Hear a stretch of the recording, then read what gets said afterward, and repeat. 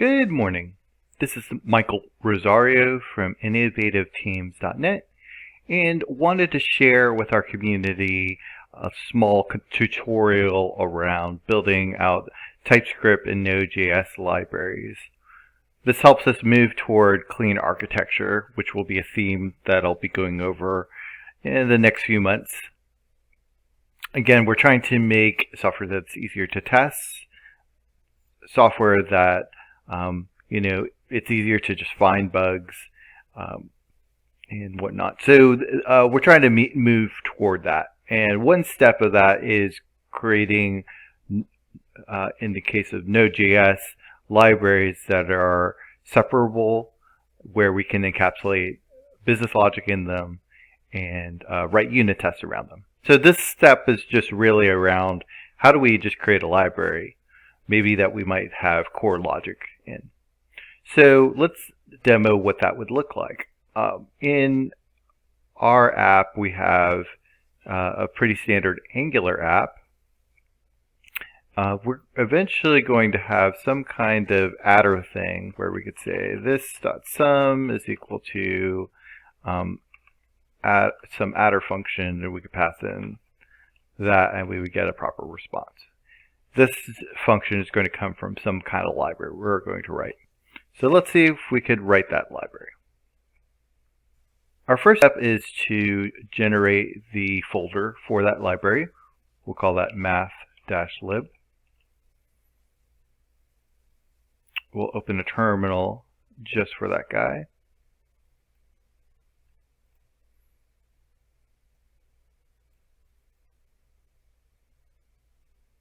Under here, we're going to add a tsconfig file.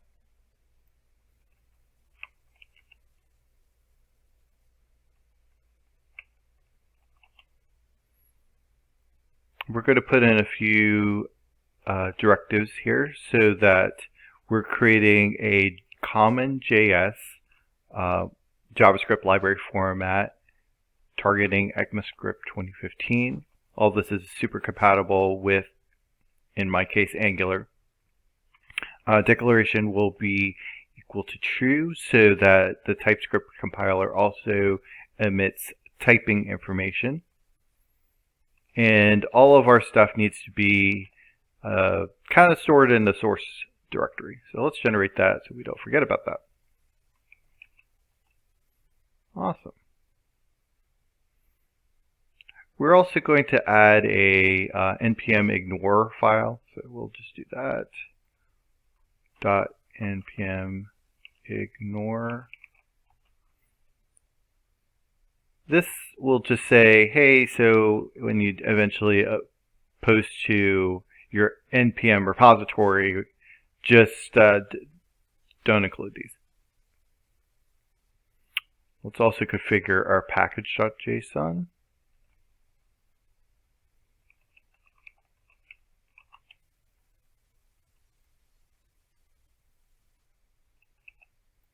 Our library will have its name, description, and all that information. Notice that when we distribute the library, we're distributing not from the source directory, but from the dist directory. That directory doesn't exist yet, but it'll show up when we do our first compile using TypeScript. Let's actually generate our function now. So this would be like the service that you might have.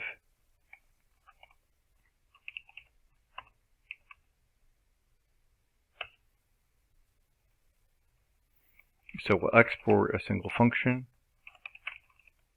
called adder.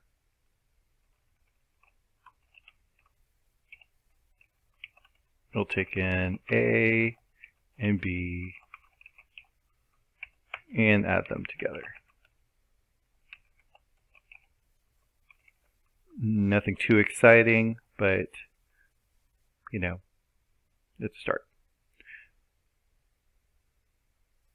So one other detail that's super important is this isn't sufficient so that our adder function is exposed to the outside world so it could be taken in by an app.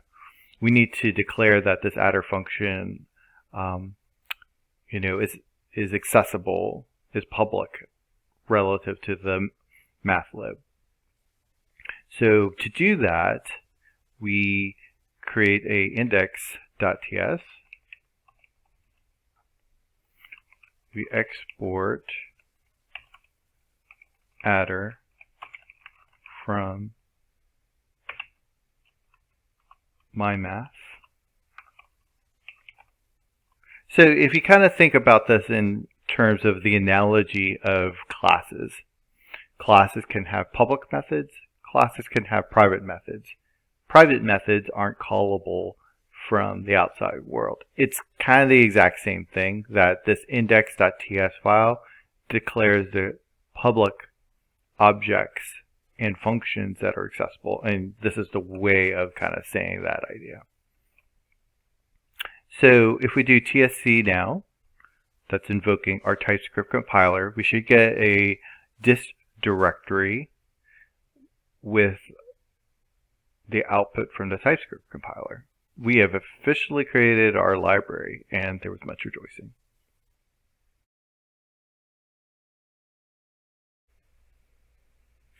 Hello. At this point, let's try to go back into the Angular app and make sure everything is kind of working fine. So we can see here that we have our Angular app. Saying the sum is 0. We're going to consume the adder function we just created. Here we are on app component. So here we want to be able to do this .sum is equal to adder. Let's do 5 and 3, which would be 8. That obviously doesn't exist yet, so we need to import it. Let's open up a terminal.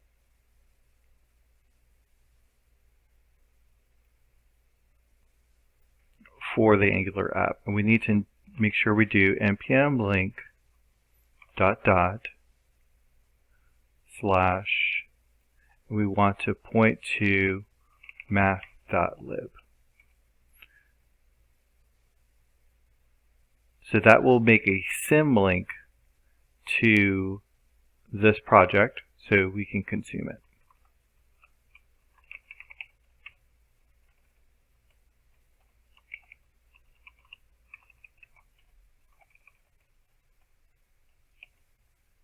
Here we want to reference the library that we just made.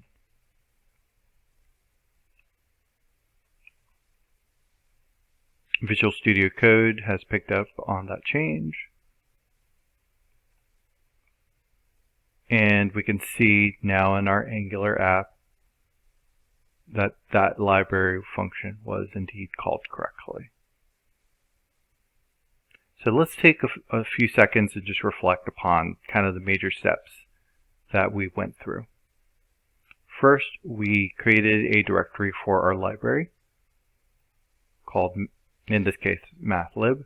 We created a package.json. Make sure to form this name correctly according to the rules that npm imposes. We made a tsconfig file in CommonJS format with declaration is equal to true. We put all of our library code into a directory called source here. We made a index for the things that we're going to make public in the index.ts. And we were able to run our TypeScript compiler to make that all accessible to our app.